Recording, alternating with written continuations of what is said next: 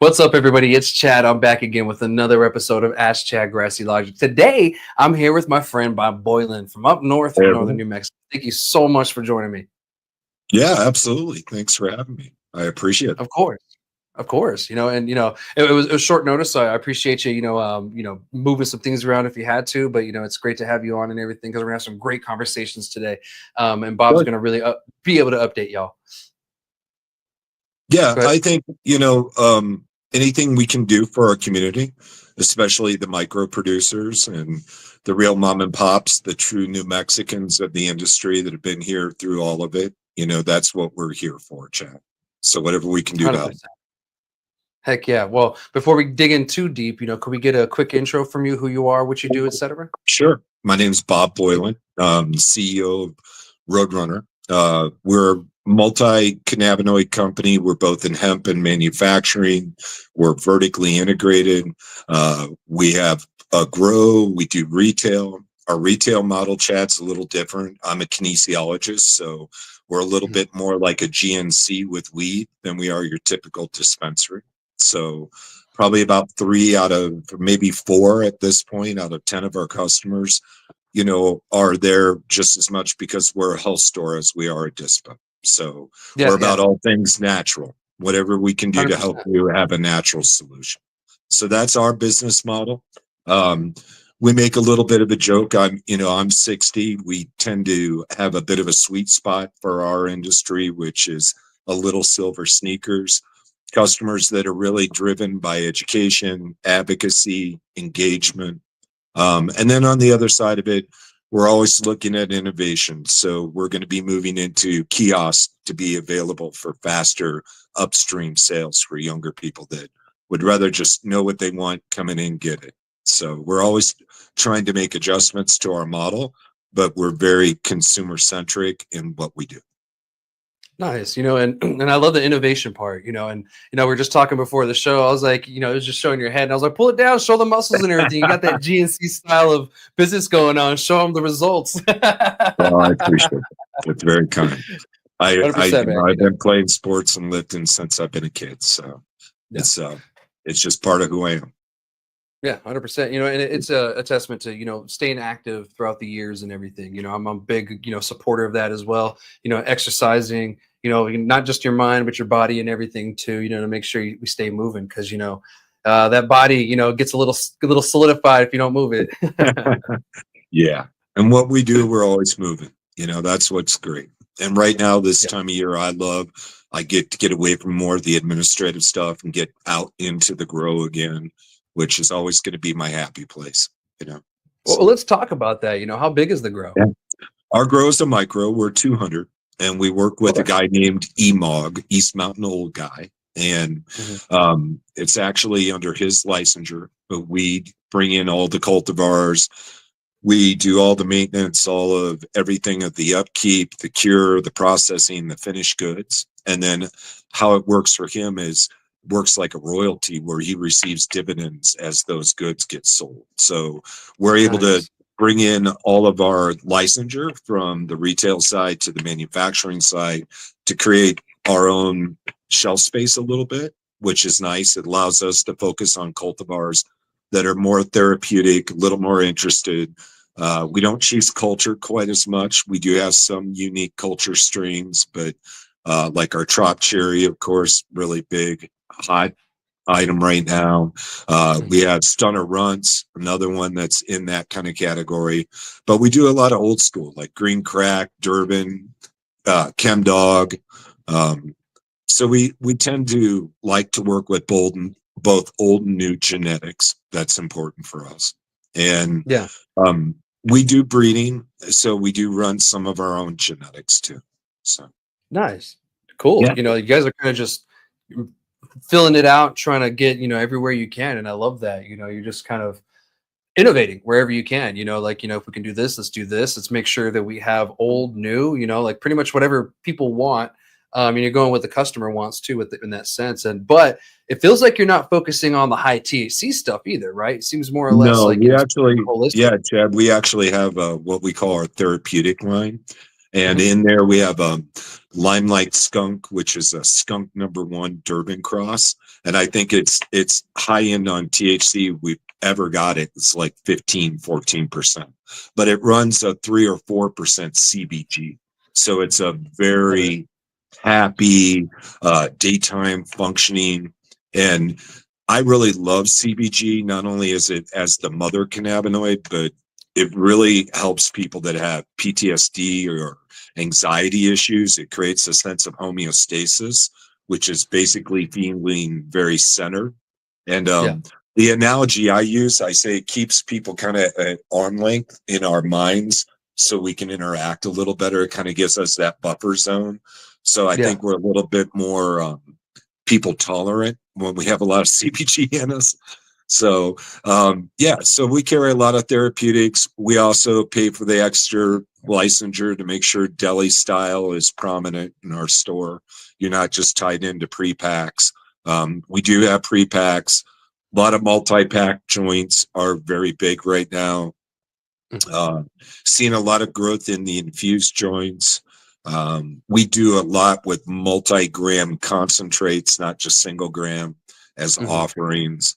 And then in-house, we do a lot of our own shelf on our edibles through our Beach Chill line, which is our gummies and hard candies primarily.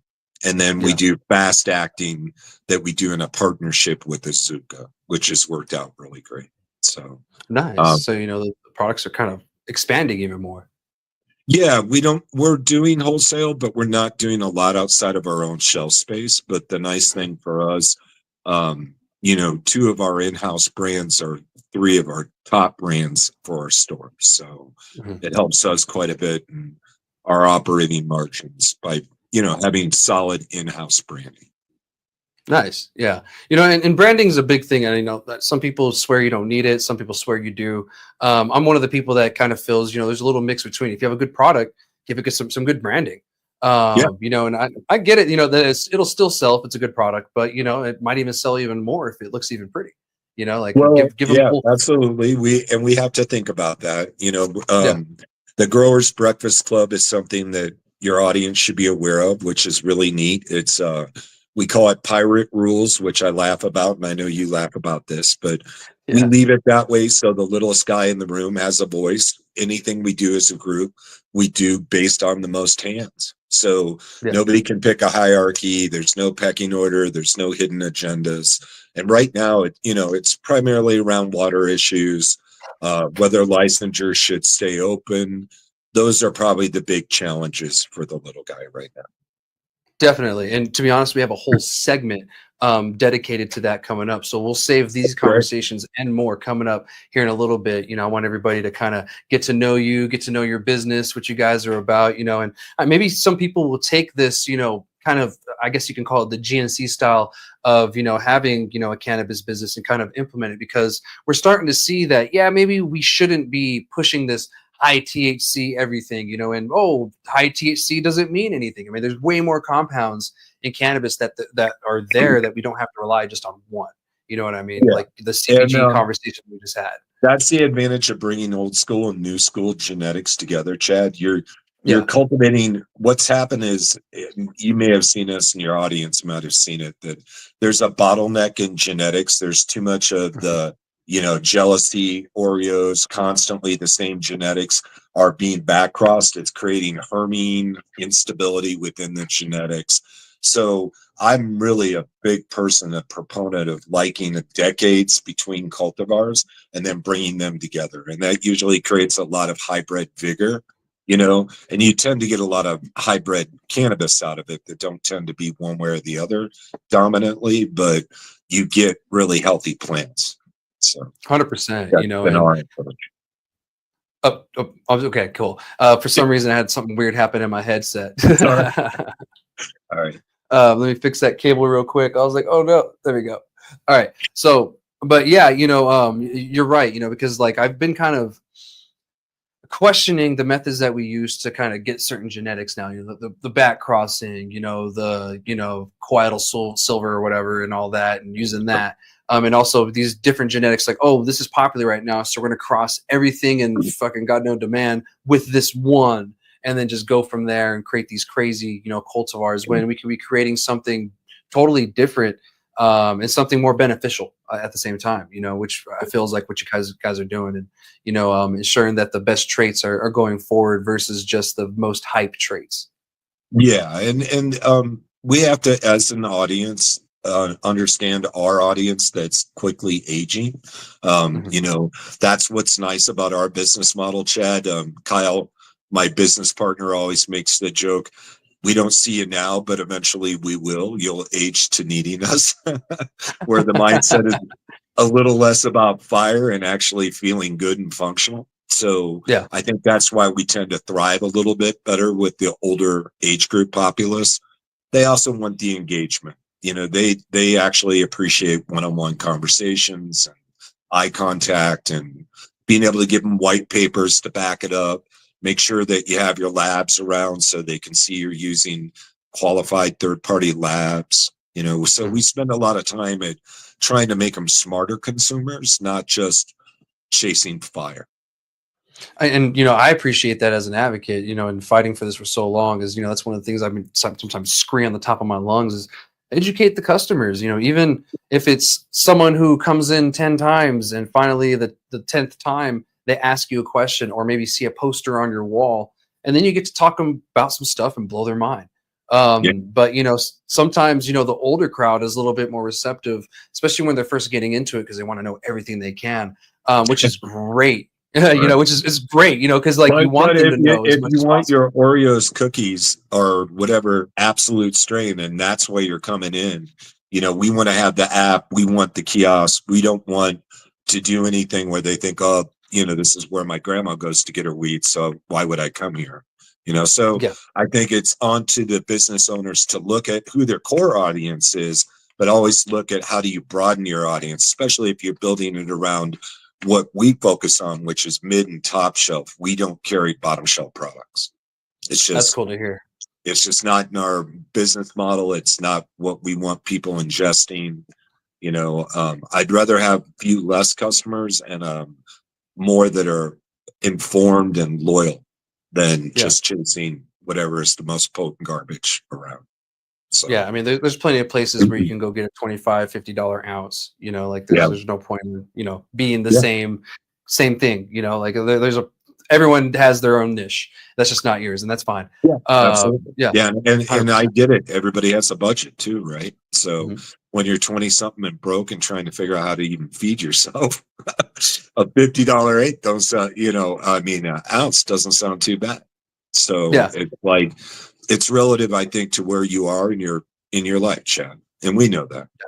100%. And I've been there too. I just been fortunate enough to, I came from the medical side where I was able to grow, and I don't have to rely on going to the dispensary as much, and stuff like that. But when I do, it's usually a place where I'm going to be getting something a little more higher end. I'm not going to go for the $50 ounce, or if I'm going to go something cheap, it's just a quick pre-roll. Maybe I'm going through town in that area, I'm just going to pick up a quick pre-roll. I don't know what they have, I just kind of go off of the gamble and see what I get, and sometimes it's good, sometimes it's I put it out.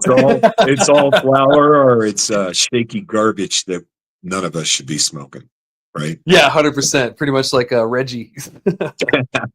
Swept off the floor. Let's hope not. But God, I know, and we know what happens.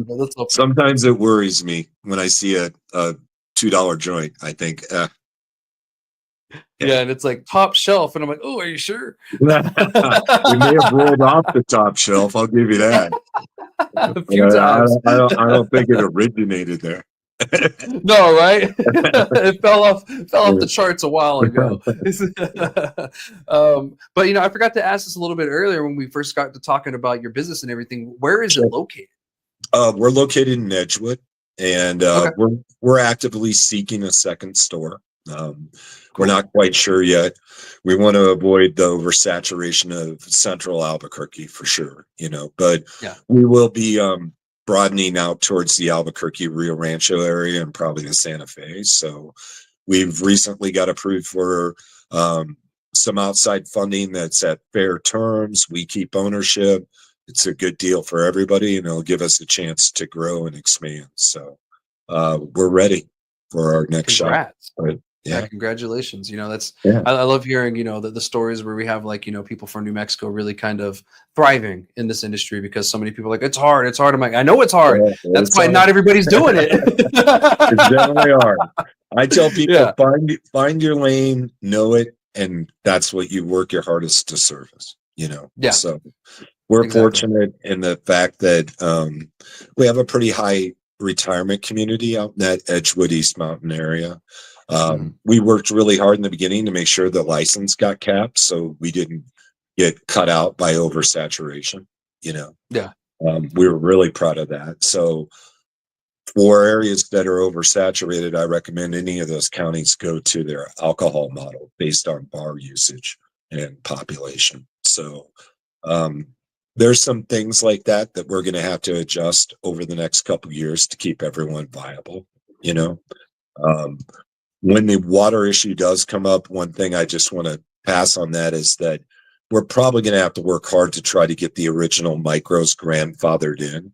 Um, and we can get into that later, but in the original language, and I know you and I went over that language, there's nothing that states straight out you can't water haul, you know. yeah, So the fact that it's existed for 3 years and they just want to stop it based on a couple bad players, that's not taking into account that people literally sunk their life savings. These are bright, committed New Mexicans, some that worked at labs, worked in family-owned businesses. These, you know, these are hardworking, tax-paying people that they're just pushing to the side with no forethought at all, trying to say that a policy by the water department is what predicates over, you know, people's actual ability to provide for their family. And yeah, I think, Chad, what makes that just really horrible, and we can get back on point, is I make it analogous that it'd be like have, feeding and giving water to wild horses, right? And they're migrant and they come back and they need it, which would be same as seasonal for growers that are micros for their outdoor. And then after 3 years, they come back and there's a 20-foot wall around the yeah, water source. I yeah, think if we gave that analogy to people to understand it's cruel and unusual like behavior and that it is going to destroy people, I think that's why I use that analogy, because yeah, it's just unjustified. If you look at usage and where most of the small micros are in their water usage, it's not even the footprint of a 4-person home. So when they're fracking and they're putting water all over roads and they're doing all kinds of crap, to use a couple bad players as the example of why you don't do it, or you're not sure where that truck comes from. In modern day technology, those trucks aren't GPSed. I'm sorry, that's their problem. You know, yeah, that's a policing problem. So, yeah, so we have a serious issue with the water thing that I think some people would like them to be pacified with, you know, we'll give you a simple little pass for a couple years, but you're going to have to get water rights. That's absurd. A farmer that has a 200 plant count when you have a shrinking gram value does not have it in their budget to go out and spend $30,000 or $40,000 to get a couple feet of water. It's crazy. yeah. Yeah, no, it is crazy to do that. And to be honest, we'll jump to that here in a couple of minutes. And you know, I just have a couple more questions, and we'll jump over to that Yeah. because I know you and I both have a lot to say about this in this conversation. Yeah. You know, because water is, you know, very, very a sacred source here in New Mexico. Yeah. You know, They because should you know be. we don't have a lot. But you know, before we move on, you know, where can people really, you know, find your business? Where you guys, you know, like what stores Uh, and everything are you go located to in? go to vervehealthshop.com and you can check out all the products.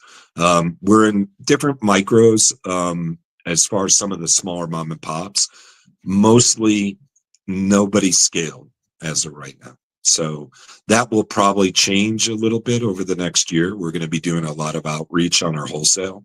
We kind of wanted the market to naturalize a little bit, and we have a really good niche for us, Chad. Lori's great at medical dosing.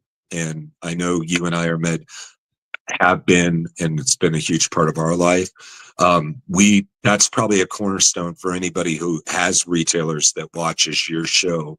We have really good 500 milligram and up medical products that are, you know, built for the med patient, not the rec market. Yeah. Yeah, and I love to hear that because it's very rare to run into those products, and sometimes it's only like one or two companies that you'll find, and like sometimes I want to explore different ones. Right. Maybe I just didn't really like that one tasted or something. So it's great to hear that. So if you guys are watching, you want to give it a shot, please do. Patients like myself, him, and other ones, especially cancer patients and pain patients. They would really, really appreciate it because they're the ones who need those high dosage of THC. Like I said before, yeah, it's not all about the THC, but there are cases where, yes, certain people do need those higher doses of THC versus just the common average user. Yeah, absolutely. Yeah, And we're always, you talked about innovation. Innovation is important. We got to remember consumers have to stay excited, right? Like no matter yeah, how much you start to buy into your own brands or what you do as your model, that doesn't necessarily keep it somewhere where the consumers want to keep coming. And that means you need new SKUs, but you have to take the time like we do. All of our products, Chad, spend 6 months in legitimate R&D with multiple testing through the labs before we ever run something. So, you know, again, to get a good mid-shelf, top-shelf product, you can't just generate it. So, yeah. but you have to give them new products all the time. And we're right in the middle of pushing for writing our SOPs on bringing pizza. So we're going to have medicated pizza here shortly, which That's it's cool. a Friday, Saturday, football season coming. I was a football guy my whole life, so it's, to me, you've got to do things as business owners too to make it so it's exciting for consumers. And those have to be fresh, probably fresher than what the business owners actually want to admit.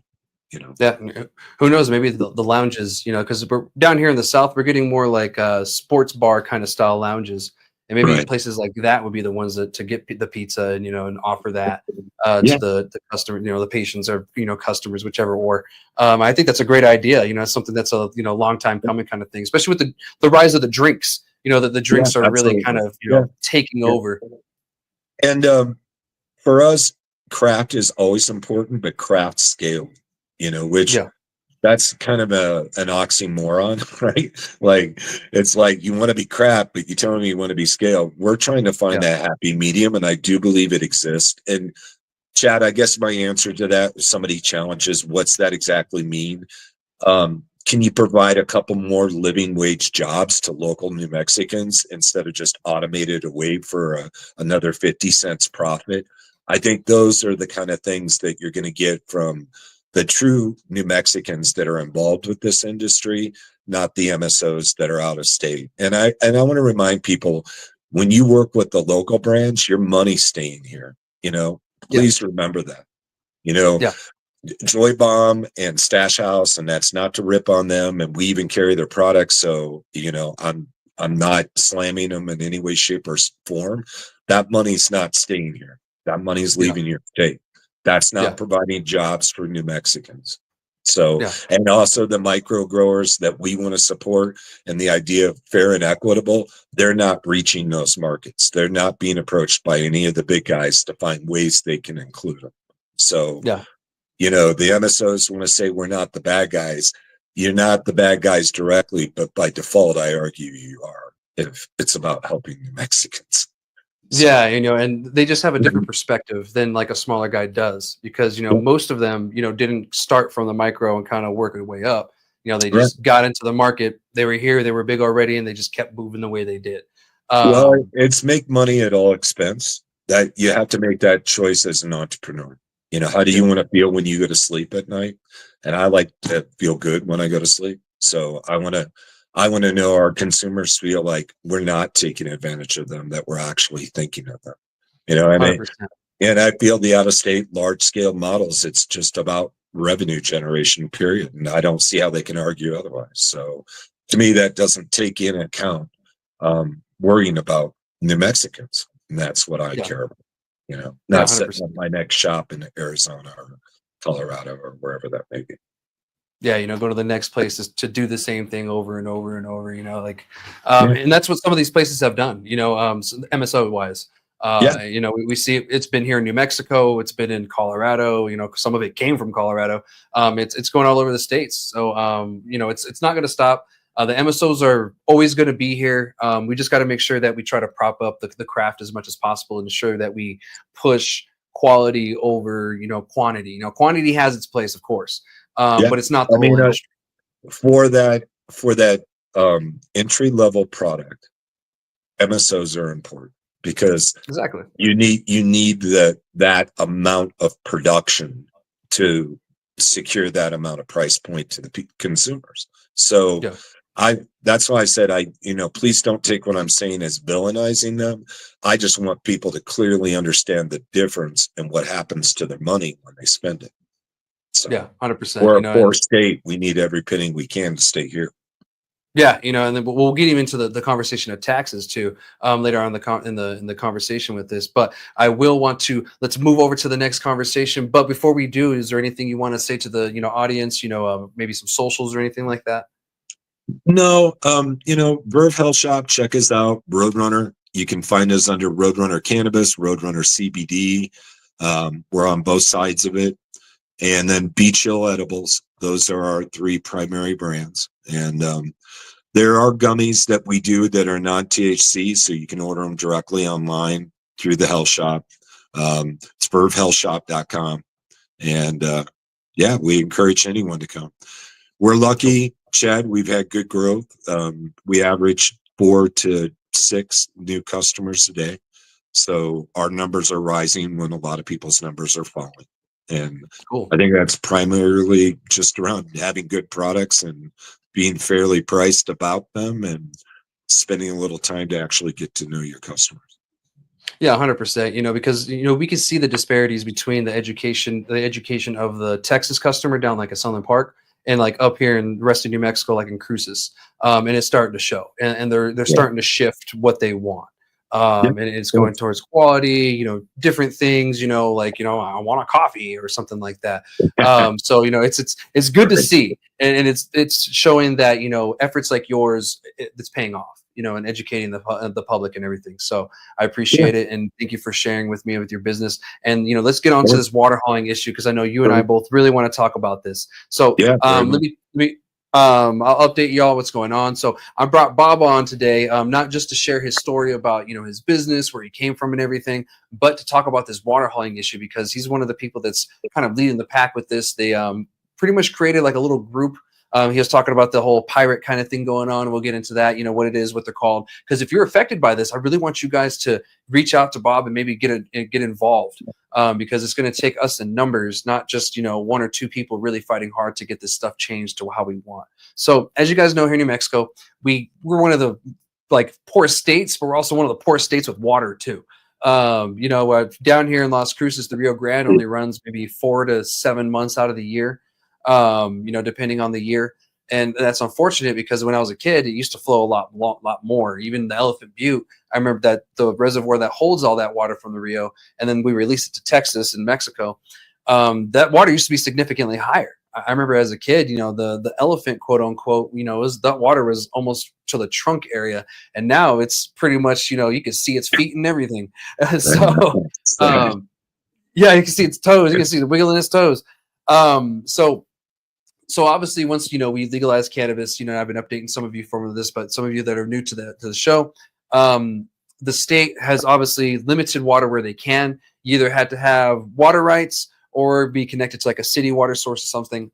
But there was a little area of wiggle room where you can water haul. You can have an outside source that someone has water rights of some sort. They can fill up a truck, bring it to you. You have however you store your water, and they fill you up, and the whole business transaction kind of situation, and you go from there. Now, there's an issue with that. A lot of people were unaware that there was a time limit on this, and that's where we run into an issue, because some of these people were thinking that this was a long-term fix.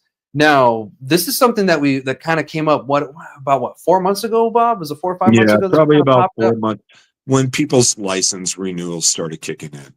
That's when, for whatever reason, the OSC made a policy change, and that's when we started seeing the pushback about the watering. Yeah. And it's unfortunate, because there's many more crops and businesses in New Mexico that use so much more water than cannabis. The oil industry, for one, the pecan farms, all the damn car washes we have here. You know, even Gotta people have in a the shiny personal ride, pool. man. Yeah, right. I gotta have it shiny. You know, with all the dust storms over here, they're pretty busy lately. For the whole day that it lasts. Yeah, you're right. Yeah, I wash my truck and then I regret it. You know, I'm like, oh, I shouldn't have done that. But you know, like there's so many other things in New Mexico we should be worrying about when it comes to water and limiting that. You know, cannabis kind of takes the brunt of the blame for everything. Oh, why is there so many dispensaries? Why is there so much of this? You know, and I've had people tell me that, you know, moved from Denver, tell me, you know, I lived in Denver and I've heard people complain about it smelling like weed every year, but like, to be honest, I don't smell it. Like, I lived in Denver and I smelled it there, but I don't know where that's coming from. And to be honest, I don't either. Maybe I'm just mute to it, and that's kind of what I figured. But you know, when I go to other states, I do smell it depending where I am. Like even in Austin, I smelled more weed there than I do here in New Mexico when I'm walking around. Chad, that could actually be humidity, the amount of moisture in the air and what holds that smell. And with us being so arid, I think that's probably part of it. Pretty true, you know, but you know, maybe they have a more sensitive nose than I do too. I don't know. You know, but anyway, we'll get back on track with the conversation and everything. But yeah, so it wasn't just the CCD that came down; it was the state engineer office that came down and said, you know, this was only something that could be done for a year. And to be honest, this was going to wreck a lot of the micros. And I can't say if this is or isn't, but it feels like an attack on the micros. I don't know from who, from what, or where, but that's kind of what it felt like. So what made you want to get involved with this, you know, this whole thing? Well, the basis of this program was to bring New Mexicans to the table under fair and equitable, right? Yeah. And to me, this is clearly not fair or equitable. So it's not taking into account the parties. It's not taking into account their investment. It's not taking into account anything other than we want to make a policy change and be damned, you know, hell or high water, what it does to the individual. That's not our problem. And that's verbiage that's even been used. It's not our problem. Well, we're taxpayers and they work for us, whether they don't want to recognize that or not. That's a fact. And it is a problem. It's not fair. It's not equitable. And like I said, it's grossly, it should be seen as inhumane. I don't know why more people don't see it.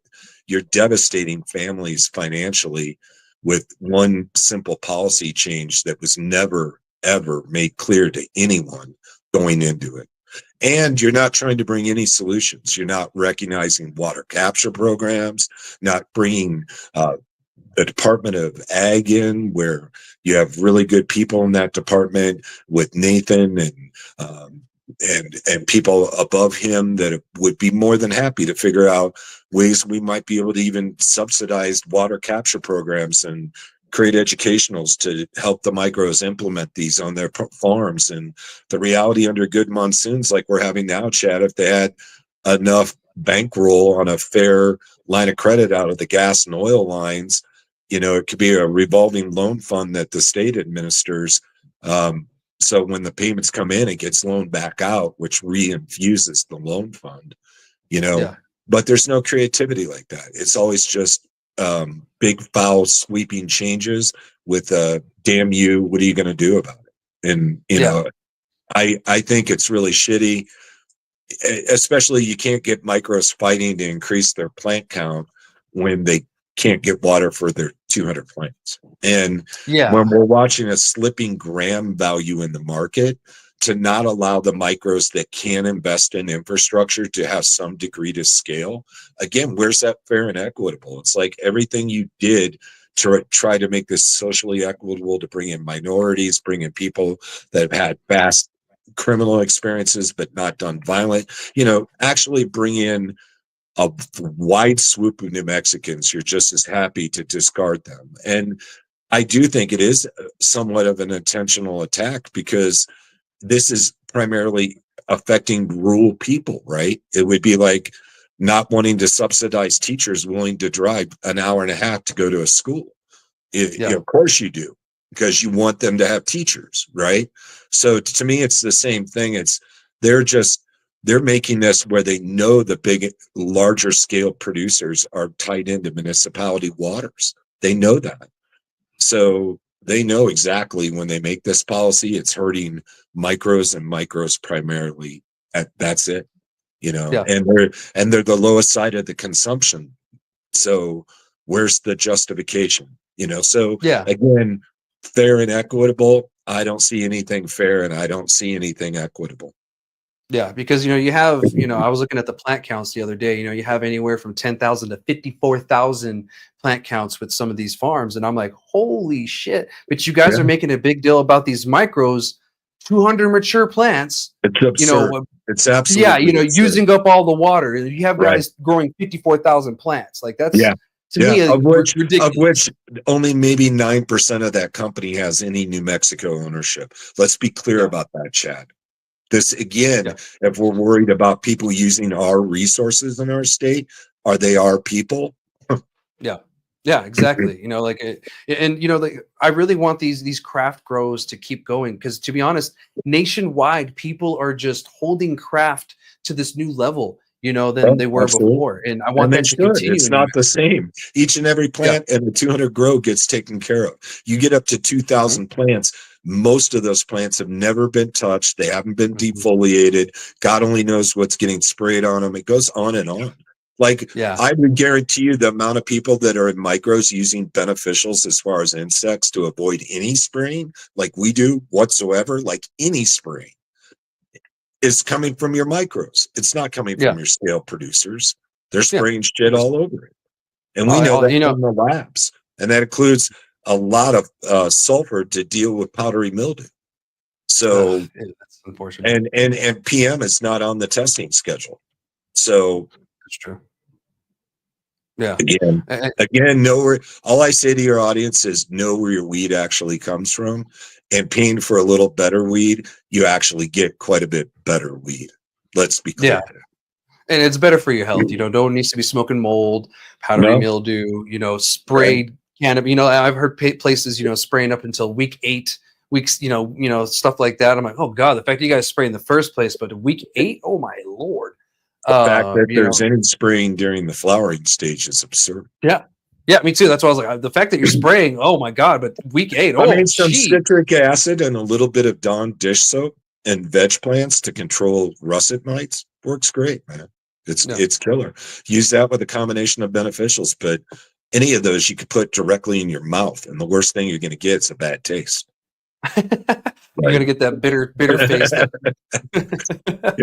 A little bit of like orange tasting bugs, but it's still, it's not going to kill you or hurt you. So the point is, I think, and one thing I want to praise too, we don't have equal involvement with the actual individual parties, meaning, you have your Department of Ag, you have your Department of Ag, or Environment, you have your CCD, and none of those decision makers, even though they all interact, they're not having annual meetings. They challenge us on SOPs, but we're going to have all these new inspectors. Where's the unified SOPs for the inspectors to know they're using their new authority properly? Because if we're seeing lack of continuity in your inspections, depending on the guys having a bad day, we have another problem.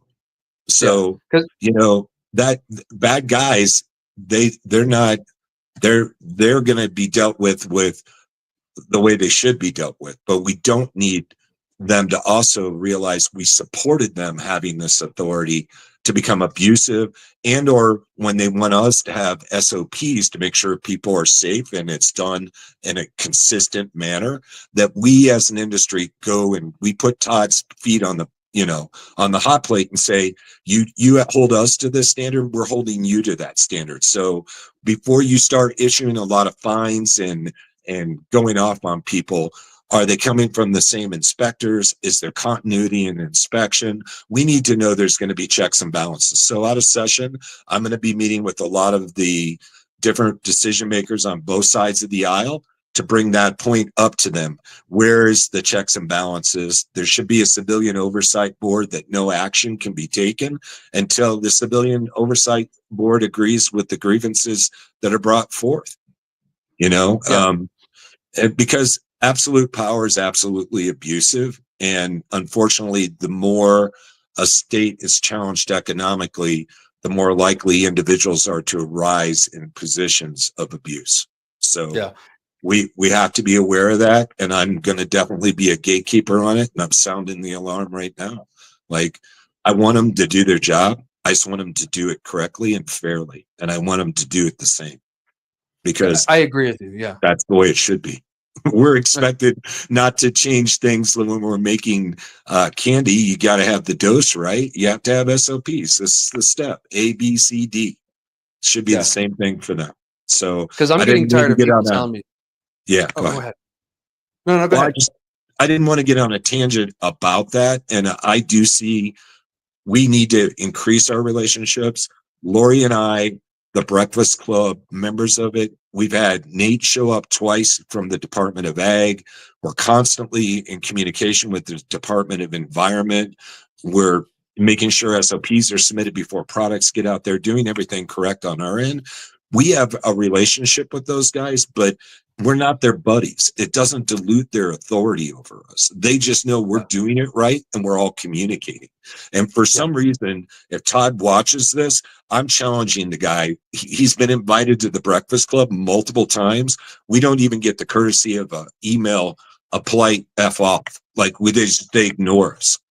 So when you're not even willing to come to the table with stakeholders because it's not some bought and paid for organization that's bullying their way there, I'm concerned, because we don't have that relationship with the Department of Ag. We don't have that relationship with the Department of Environment.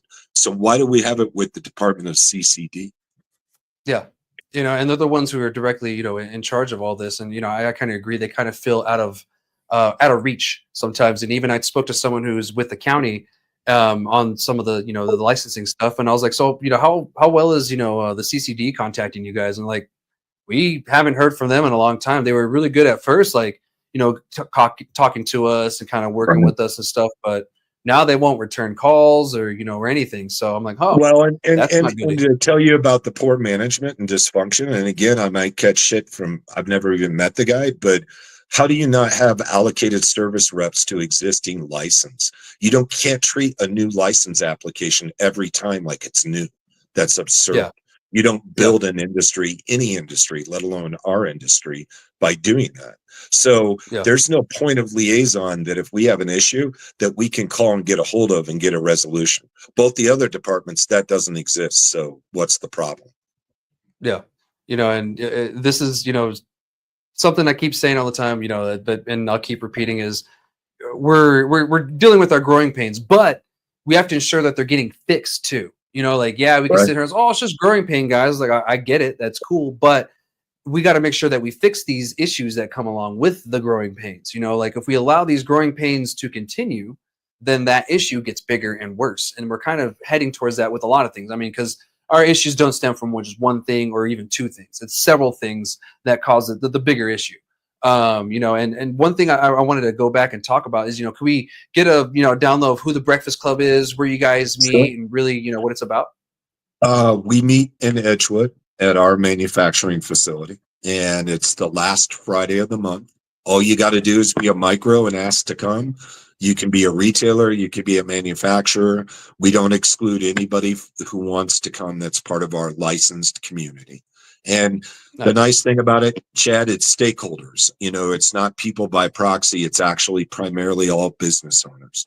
And I would say about the majority of them, they're micros, they're people of the hands, people of the soil, they're grinders, they go out and get it done kind of individuals. That's what our group is. And I know you and I kind of laugh about the pirate thing, but I'm very proud of that. We have no fees. We have no scheduling. There's no hierarchy. There's no board. This is about us getting together, no thumping music, no alcohol, no consumption. This is business people getting together, networking, finding out how we can work together and how we can resolve issues as they're coming up with a collective voice, not just an individual voice that gets drowned out really quickly. And as the more formal groups come on, Matt is setting up something, and Tony, I want those formal groups to exist. What's nice with our group is we can coexist with them and march on the same marching points, and have some of the maybe even same member participants. But really for us, it's I wanted somewhere where micros could feel like they're advancing their networking, their branding, and their business model, and it didn't cost them anything. You know, we buy the donuts and the coffee and have a smile waiting for you, and that's what it's really about. So it's very old school, kind of the farmers meeting up at the old local breakfast hangout and you know, talking crops. I don't know. So and I'm also very proud of the fact that it's very women and men centric. So we have a very nice spread of people that are in there from early 20s to almost 80 years old. So it's a very diversified group too. Thank you. Appreciate that, because I wanted maybe some people listening who are micros to maybe join you guys in that. Maybe are Yeah, you guys doing it remotely? Can they join through Zoom or anything like that? We have a YouTube channel, Chad, and we're going to stream it more because it's too hard to kind of have the meeting and also have another meeting. You know, you do this all the time, so Yeah. you know the difficulty. So we are going to stream it so they can hear and anybody can hear, because we want that attitude of transparency, not just spoken about transparency, but you know, you're in the room, you can hear what's going on. You might not be able to participate, but yeah, so we definitely, that will be part of it. It's always the last Friday of the month at 10 o'clock. Cool. In So Edgewood. here in a couple of weeks. So in a couple of weeks, if you're available, I've tried to make it up. Edgewood is a little far for me, so sometimes I try to make it when I can. Yeah, a little bit of a long drive for me, but I have been able to make it one time, meet some of the people. I really wanted to, meet the people that are involved with this and, get an idea. And yeah, it's just great people in the industry, locals, in the micro scale. And this is what the industry needs to do. And this is me realizing that we are figuring out how to fight for ourselves. Because when issues like this come up, we got to learn to come together. We may not agree on everything. I mean, even me and Bob, we don't agree on everything. Him and I, we spar back and forth on things all the time. Off screen several times about not agreeing about things, so that's part of it. That it's a beautiful thing, because that's able to exist with no animosity, where there's no politics, none of that are brought to the table here. This is just pure industry. What are we doing? Where are we going? How can we get there together? So I really appreciate you coming whenever you can come. We have an absolute open door policy, whether it's stakeholders, whether it's state, oversight that wants to come. Nate last time was there.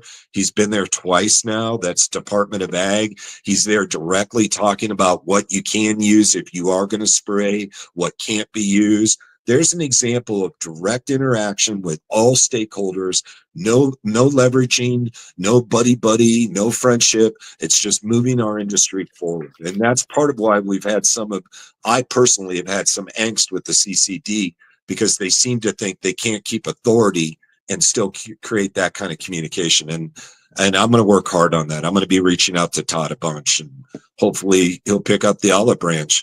We want them to come and see the people you lord over and understand. So you have an understanding. It's a little more easy to want to care about the water rights when you understand you're actually, you're wiping out a guy that spent 20 years in top end of motocross designing and engineering bikes. You're wiping out a guy that worked for the labs for 20 years, one of the premier people of understanding beneficials. It's like all these crazy, very talented, gifted people, and they just want to put a quick brush to them like they're lint. And that angers me. And I want it to anger more New Mexicans. Like it's one thing if they went there willingly, knowing that there could be a loss, but it's another thing when you bring a whole group of people to an industry talking about how you want them to have opportunity, and then you do something like the water hauling. It's inhumane. It's unexcusable to its usage. So somebody's being an ass, and I'm just going to be an ass until it either gets changed or that person is going to have to come out and explain themselves to a lot of people. Yeah. And that's kind of like the way sometimes it has to be. You have to call people out. I really wish, Todd told me he saw all of my town halls, and I really wish that he would show up to them, and other, not just him, other lawmakers. I invited the governor, state representatives a couple times. They have shown up. Don't get me wrong. But I really wish, people from the CCD, not just Todd, but, anybody from the CCD showed up. Well, the That would be more great. our voice is organized, Chad, all of us together, not just hit and miss of supporting each other, I think we'll get that because they know Yeah. the people that are trying to be, they know the naughty list and who isn't. I challenge, Yeah. I try to do things very fair and equitable and upfront and honest. That's just the nature of who I am. And I Yeah. think the majority of the individuals that are in the industry, that's the nature of who they are. But you have to meet with the stakeholders to get a real pulse of who you're dealing with. And when you stay at arm's length, they do that because then it makes it a lot easier not to have empathy. Yeah. And that's ridiculous for what the Yeah. usage is. It's not okay. We are going to get it changed.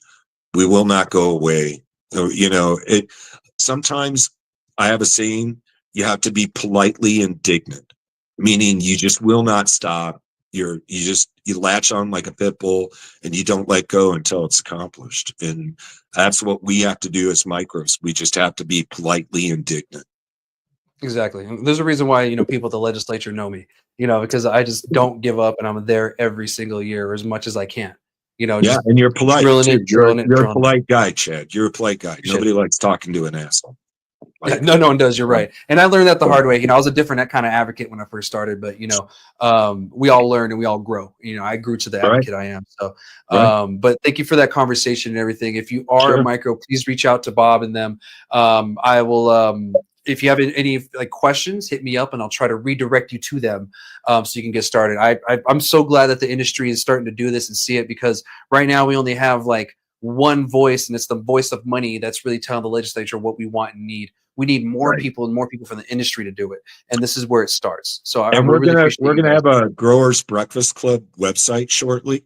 And the idea again for that, Brad, is to extend branding, Chad. So we want the little guys to be able to have a listing of what they have available when, whether it's flour. Again, all these, we're just doing it. We're doing it Yeah, because it creates good karma for everyone, frankly, and to what it costs. And with AI, it's silly not to us to do that. So we're going to keep elevating that platform of making them accessible. And I'll always share that with you as it evolves, so you can share it.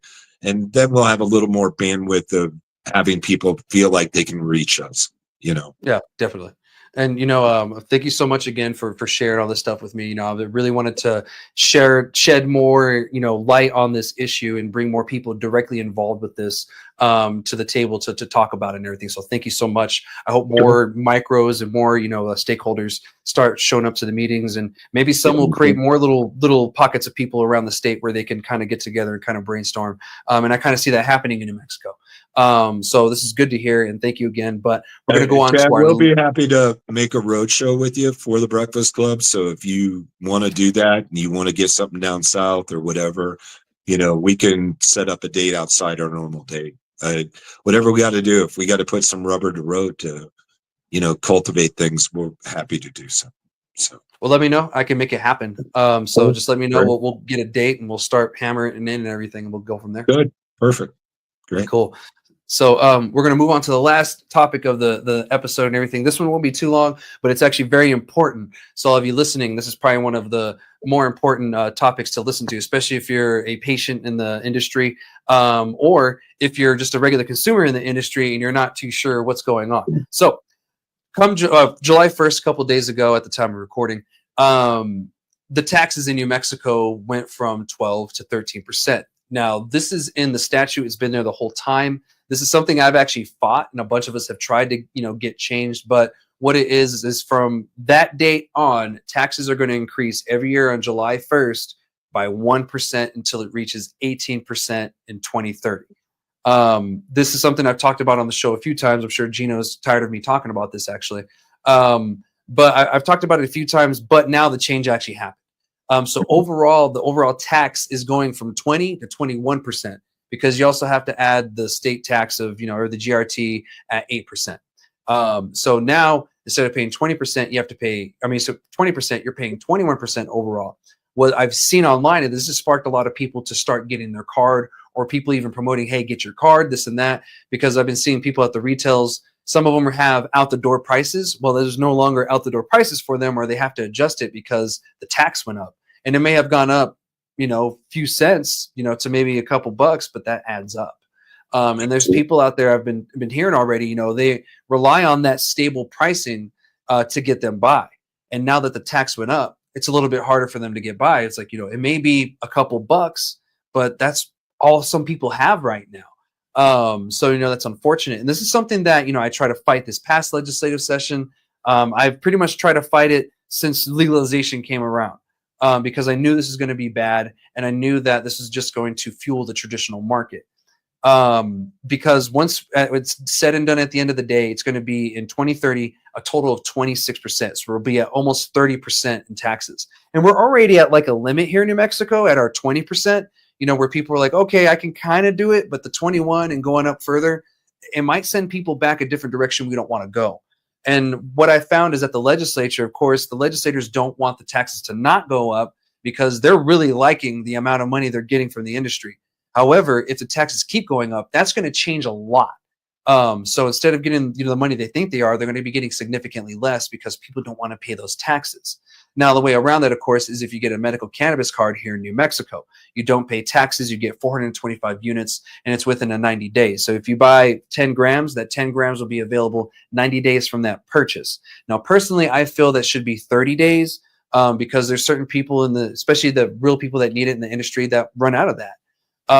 So that's one thing that, I really wanted people to understand, especially my, retailers. You guys got to ensure that you're changing the taxes in your POS system. If you're not, you're going to be on the hook for those taxes at the end of the year. So far, what have you, really seen with this whole tax change things, at the storefront for you? It's a pretty simple update, in the point of sale. It's not that big of a deal on that end.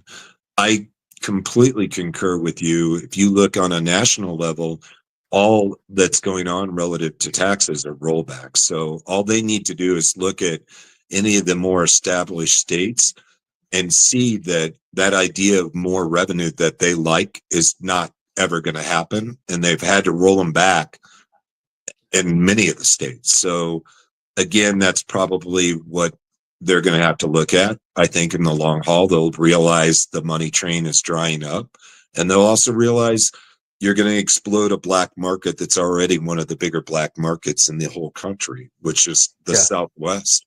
They probably maybe as high as 70% of our market is still illicit. So the idea that that's going away is absurd, and overtaxation is just going to create an absolute boom in the black side of the market. It's just, so I think that's anything, again, Chad, we can do to help bring examples of other states, what they've done and why they've had to do it, kind of debunks that idea of why it's a good idea to keep raising taxes.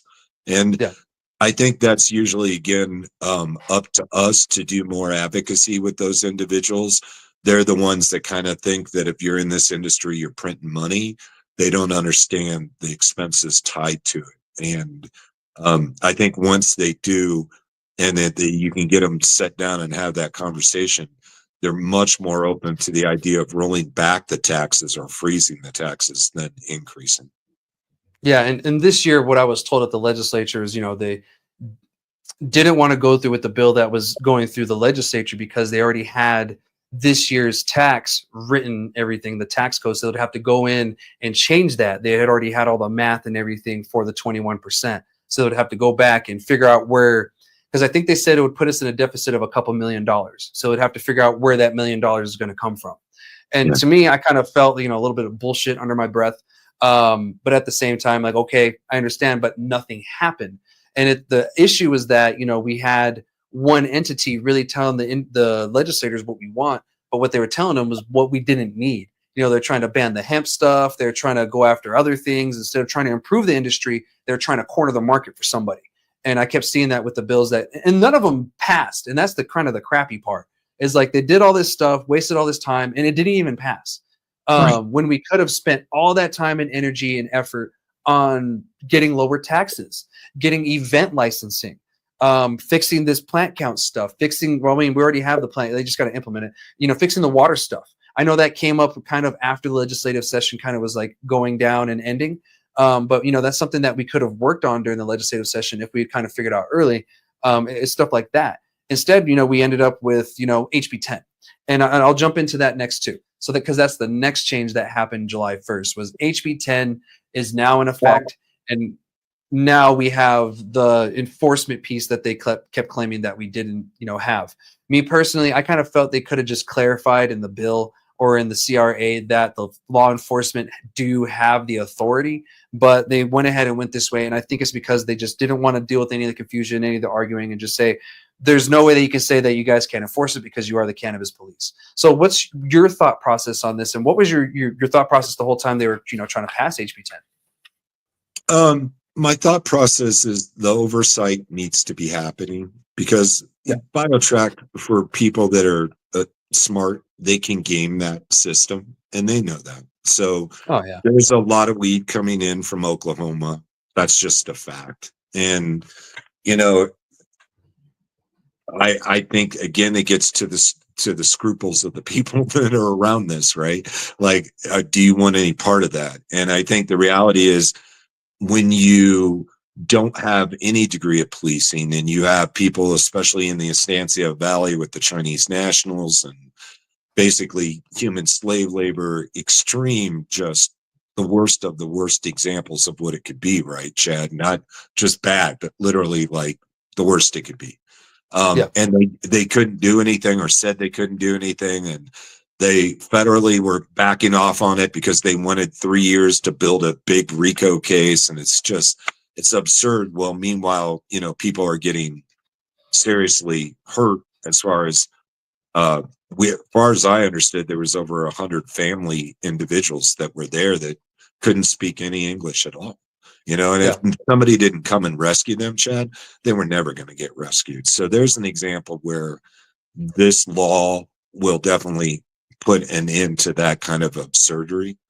But where I was speaking earlier when we were talking, and I got a little off point, was this idea of oversight. There's got to be civilian oversight to those inspectors.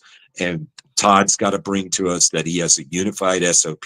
These guys aren't doing this shit willy-nilly by they're having a bad day, or they don't like you, or a whim. Like, we need to know that absolutely will not occur, and be assured of that. So I think, again, it's up to us as an industry to get in front of them and say, where are your SOPs? You expect them from us, so where's yours?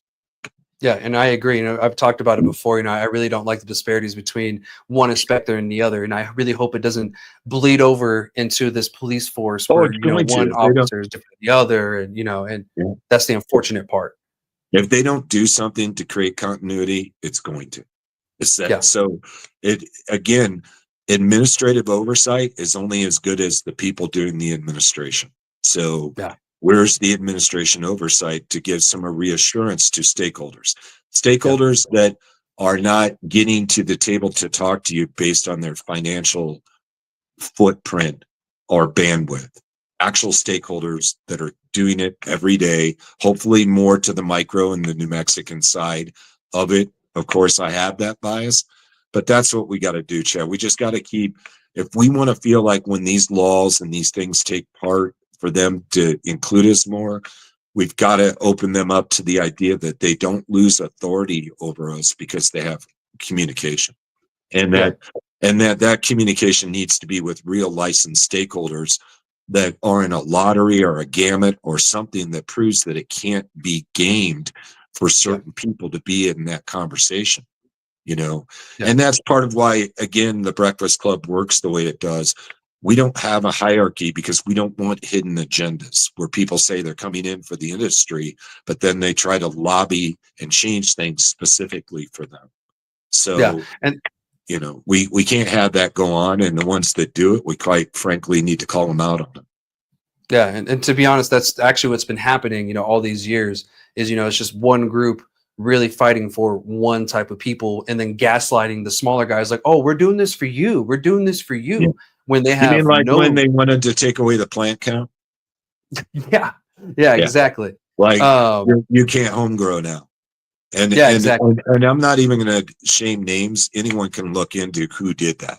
All right. Yeah. But the bottom line is that kind of shit, and the karma that got it for the person that generated that, if you look at their numbers, it's kind of ironic. Yeah. And what's funny is around that time, I had that advocacy group. We had that big Facebook group, and he posted on there. We warned him, do not post Wow. on there. Do not Wow. post. And it got so much more worse, bro. Gaslit, I'm sure. Oh man, it was bad. We were like, we told you not to do that, like, but you got to learn, Yeah. like he could have just, maybe saw his mistake and whatever. But yeah, I'm glad that didn't happen. But that is a great example, when they did try to take plant counts, and I was pissed because, no home grows with anything is just prohibition with perks, like Right. that's not real And legalization Chad, of any how hard sort. is it to grow weed? Let's be clear, man. To It's not hard grow to grow really good weed. It's weed. hard to grow good weed. Right, exactly. Yeah. And then you got to cure it. And then, it goes on and on. So Yeah. this idea that the backyard grower is somehow competition to people that do it on the daily is absurd. It's Yeah, crazy. 100%. Like, They're no I'm the threat. kind of guy that I want to. Yeah, right. 100%. So, and I'm the same way. I'm like, I'm all about home grows. Grow your own. And to be honest, like a lot of people did try to grow it, saw how hard it was, and haven't done it since Right, then. And that's right, the majority of people. right. That's usually how it's been. Since I've been in the industry and everything. But yeah, so we'll see what happens with this enforcement piece. Like this low hanging fruit thing. I have a feeling it'll continue. I just hope it doesn't. I'm just being very Yeah. hopeful. They already have these articles and everything on the internet, about, they're hiring these cops and stuff. But I'm like, you guys are behind because we've been talking about this for a while now. Even when I met the governor back in Chad, like, they have one other issue too. They have a state of the art lab facility that they can't get a chemist for because they won't pay a 6-figure job for a 6-figure job. So they want oversight. And they're talking about all this, but they're not acknowledging a multi-million-dollar football that's dropped on their end with no resolution. Like, how do you go to any of the labs and say you have oversight of the labs if you're not having state oversight of what and auditing them? So that's what I mean. There's this just double standard all over the place, and it's almost always relative to size or money. And in this case, the state has an asset like that, and they nobody wants to talk about it. I mean, to me, this should be another Larry Barker moment. How do you spend millions and millions of dollars to make a lab for oversight for an industry, and then you're not willing to come up with $100,000 to have a competent chemist oversee it? It's absurd, and it's been that way for over a year. Okay, so when they're putting the screws to any of us for any of the shit they're doing, I'm starting to ask, what are you doing about your own house, which is our I house? agree. Yeah. And who knows, we may need, leadership change along with the new administration change once the election happens. Maybe we need, a whole on mix up of things to happen, because I kind of feel the same way about you. Just things aren't really going the way that they should go, and people that should be listening aren't listening, because even the legislature admitted we don't know enough about the cannabis industry, and we still don't, but yet they're still making rules and laws for us. And I'm like, this is insane. Like, you're admitting that you don't know, but now you're making laws and telling us what to do, and we're already over-regulated as is. Chad, it can't just be you in front of them, man. Thank you for having us on here. We've got to get faces in front of these people, man. And 100%. faces with a whole lot of different personalities. They can't just be somebody kind of amped up like me.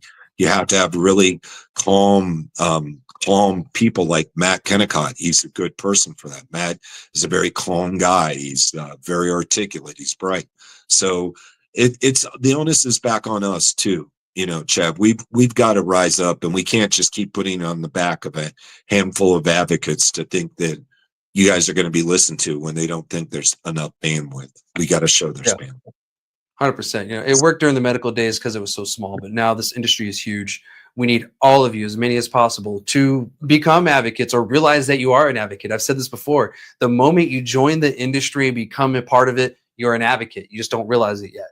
So we need more people to realize be that. Polite too. Chad and I will tell you that we've watched many, many people that are incredibly passionate, gifted people really burn their opportunities and their bridges because they just don't know when is when, or being polite about presenting their argument, using too much profanity, whatever it may be. These are people working a job just like the rest of us. A lot of them are pretty good people. You just got to find a way to reach them, and that onus is on us. We've got to keep, like I said, we just have to be politely indignant, just not go away.